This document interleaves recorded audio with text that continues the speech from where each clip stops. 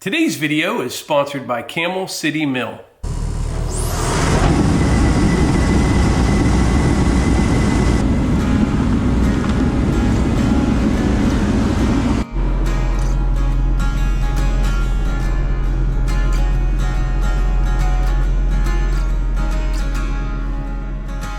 Son of a southern man, daughter of a freedman, children of the Civil War. Blackbird on a limb, both of them diving in deeper than they've been before. And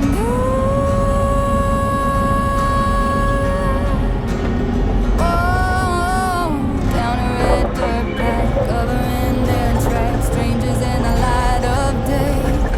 Can't fight it, can't stop, and if they get caught, it's gonna be hell to pay. So baby, meet me down by the rolling oak river where the cool dark water meets the full moonlight. If we can sneak away, maybe we could be together. Candle by stop and love tonight.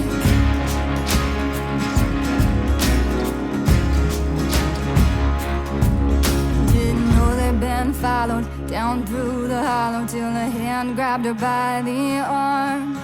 Blood's thicker than water, but even his father ain't never gonna do her no harm.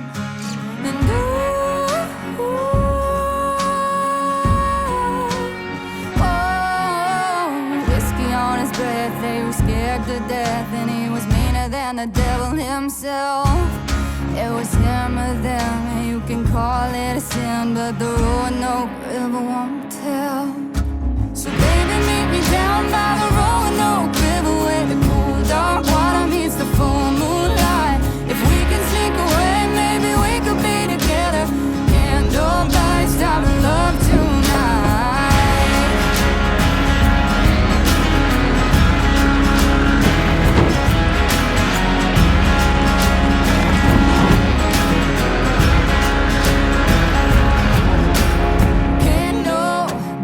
Stop this love. Can't nobody stop this love. Can't nobody stop this love. Can't nobody stop this love. Can't nobody stop this love. Can't nobody stop this love. Can't nobody stop this love.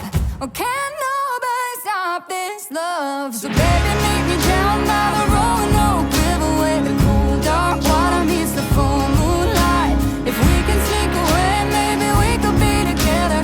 Can't nobody stop love tonight. So baby, meet me down by the Roanoke River where the cool dark water meets the full moonlight.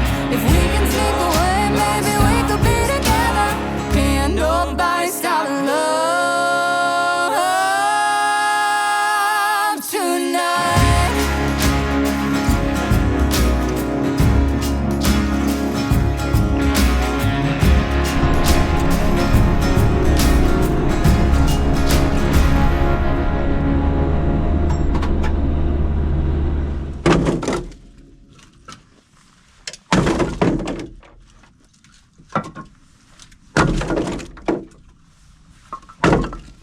So welcome back to Outdoors with the Morgans. It's another cold one today. However, there's not much wind at all today, and that makes all the difference in the world.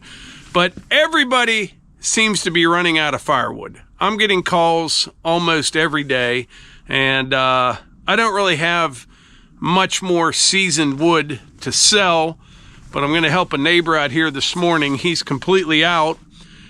This winter has been a little bit more extreme than what we're used to. It has been cold since, I don't even know, before Christmas. I mean, we had maybe 1 or 2 days in the high 40s. I think it hit 50 one day. But besides that, it's been pretty cold. Like this morning, it was 0, and everything just takes longer. You know, I had to take the forks off the skid loader. The hydraulic quick coupler was froze up, get the torpedo heater out. It's just a big pain this time of year. I don't know how people operate in real cold climates. You know, this isn't that bad. And like today, you could be out here in a hoodie working. It's just hard getting everything started and going, and everything's froze. Like I said the other day, we had a whole bunch of rain, and then we had snow, and then you get 0-degree temperatures. Everything's just frozen solid. But what I'm doing here is this. These are those baskets that I got on Facebook Marketplace. Thanks to Doug from One Eyed Customs. He turned me on to these. And this one neighbor, he's just down the road. I don't have any full IBC totes filled with seasoned wood. Everything I have will be for next year. But I'm getting into my personal stash here a little bit. I'll just take him a couple baskets over, and he should be good for a little while. Wood heat is not his primary source of heat, but he supplements his oil furnace with it. And in these cold temperatures, everybody's furnace is just running non-stop. These are a nice sized basket here. Now, I just tossed that firewood in there. If you would stack it, you'd fit a bunch more.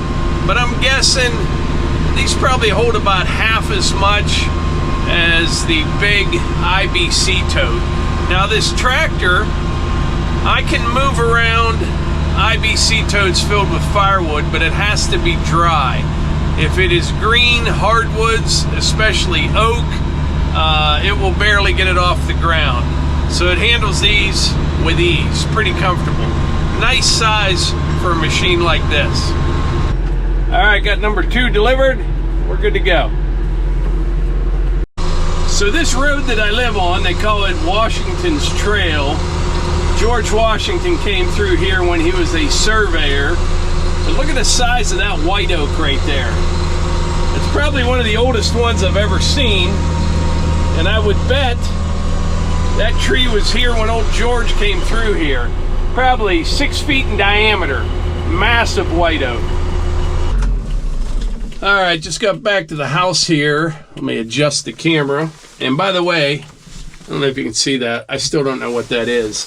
But I wanted to mention, Levi and Kate were having some trouble with their well down at their house. It's a fantastic well.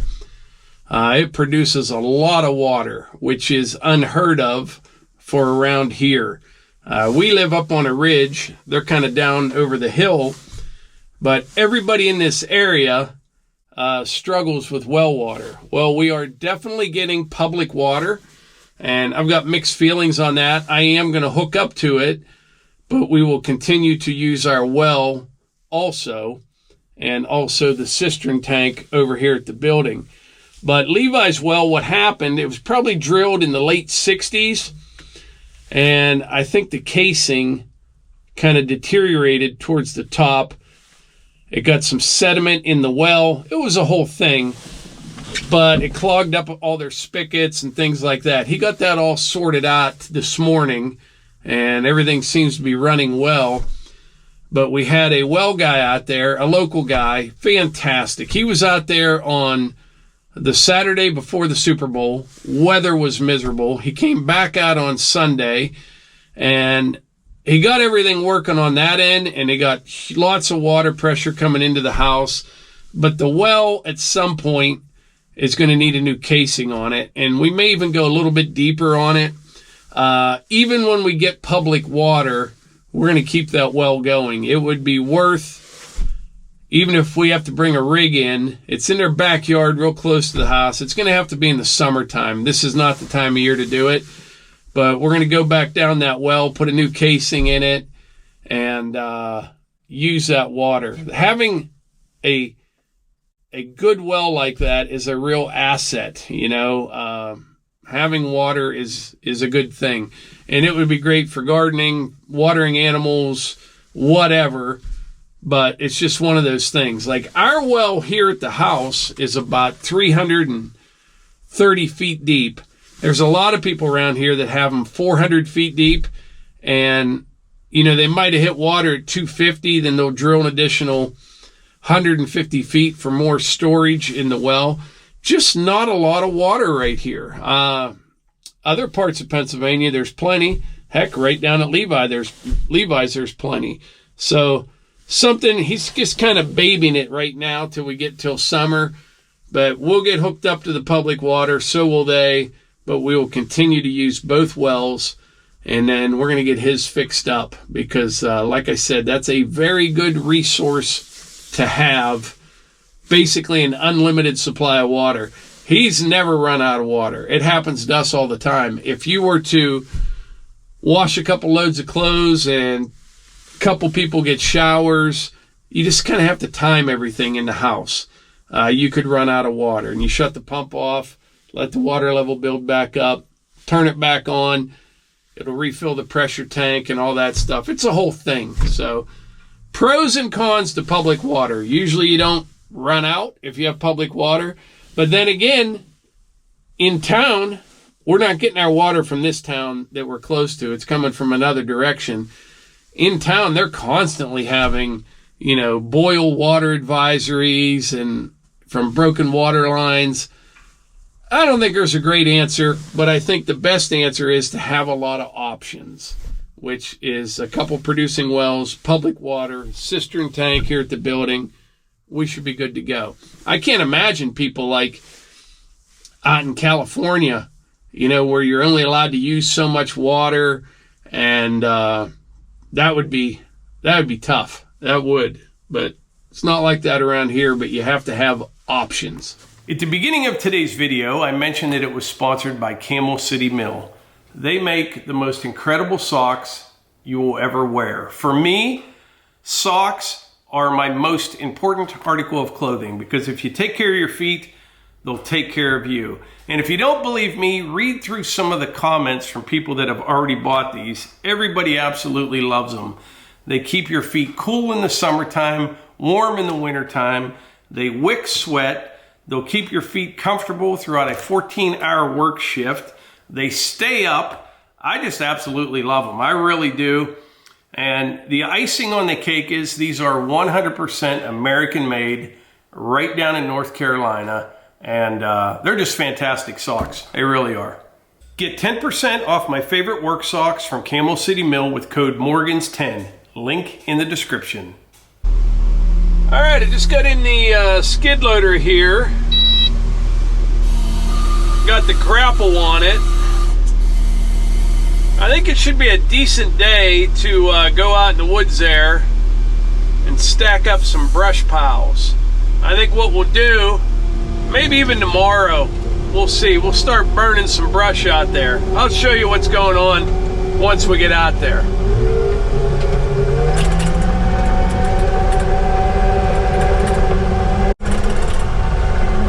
It's up to about 15 degrees right now. But like I said earlier, there's really no wind at all. So it's actually a pretty nice day. I saw Kubota came out with the new 97-3 skid loader. This is the 97-2.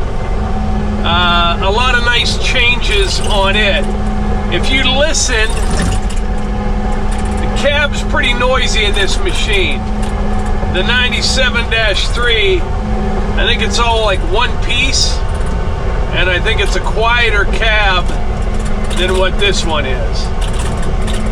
Plus a lot of other things. The radiator swings out in the back. Look at all these deer tracks out here. They're everywhere. Now these tracks on the road, that's for me and the dogs. But I'll be working on flat ground, which is good. This does not go very well in the snow. I don't know how some guys plow snow with these. I mean, if you're going straight, it'll do okay. But if you got to turn it all, these tracks on this don't have much traction at all in the snow. Big difference from dirt.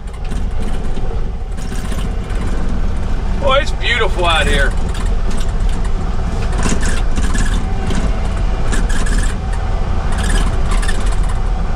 We'll get out here and we'll kind of come up with a little bit of a game plan. So, I'd like to make this all a little bit bigger, okay? And I'm gonna go this direction some. I got a real big pile of brush right there, some stumps and big roots over there, another pile of brush right there, and some firewood poles right here. So I think what I'll do, I'm gonna move these out of the way, put them over there with that one, and then I need to find a good place to burn. I'm gonna leave this nice big maple right here. So we're gonna be clearing a few more of these trees over here. So I think a good spot to burn would be right in here. Because even if I scorch these couple trees right here, they're gonna come down anyway. I gotta be real careful in here. This is where I pulled out some stumps, and you can see there's ice over top of them, probably some pretty big sinkholes in there.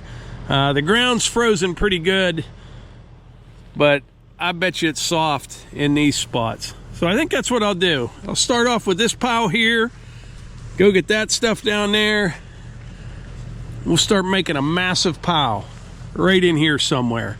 But I got a lot of real nice flat ground over here, and it would be nice to make this, you know, another 75 feet that direction, maybe.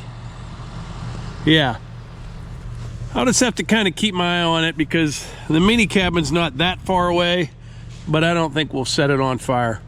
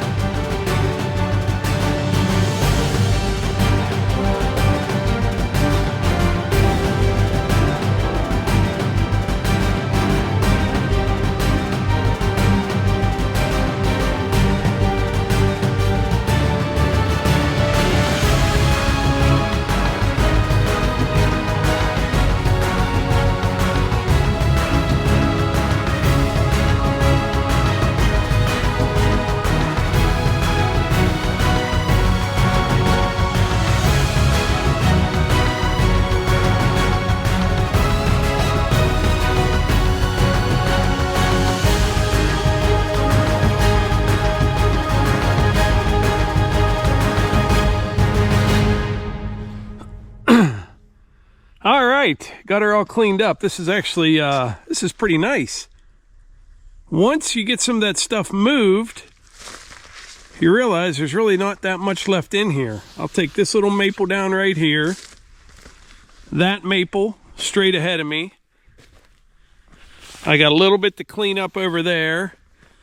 And then maybe 5 or 6 trees right there. And that's it. And we will be able to extend this whole area at least 75, maybe even 100 feet over. I'd like to get all this done before, you know, the spring thaw. And then once things dry out, I can grade it all up and I'll get the entire thing seeded for summer. Last fall I put winter rye in there and it worked out really good for the deer. I'm not sure what I'll plant for the summer, but we'll figure that out. This pile is going to be pretty difficult to burn. There's a lot of dirt, stumps, frost, but there's also a lot of stuff in there that will burn. This side's the worst. A little bit of diesel fuel in the leaf blower will get it going. And then, yeah, like right in here, I'll get the fire burning in the center. The middle will burn out. And then I'll have the excavator and just kind of keep feeding it. Once we get a fire going, I think I'll just go ahead and clean the rest of these trees out that I need to do and be all done out here. But look what happens here. It's like a sheet of ice. You have that little bit of snow on there, and then the ground's frozen solid. You start spinning your tracks on there, you lose traction in a hurry. But yeah, come along. But anyway, I think that's about it for today's video. I appreciate y'all being here, and I will catch you on the next one.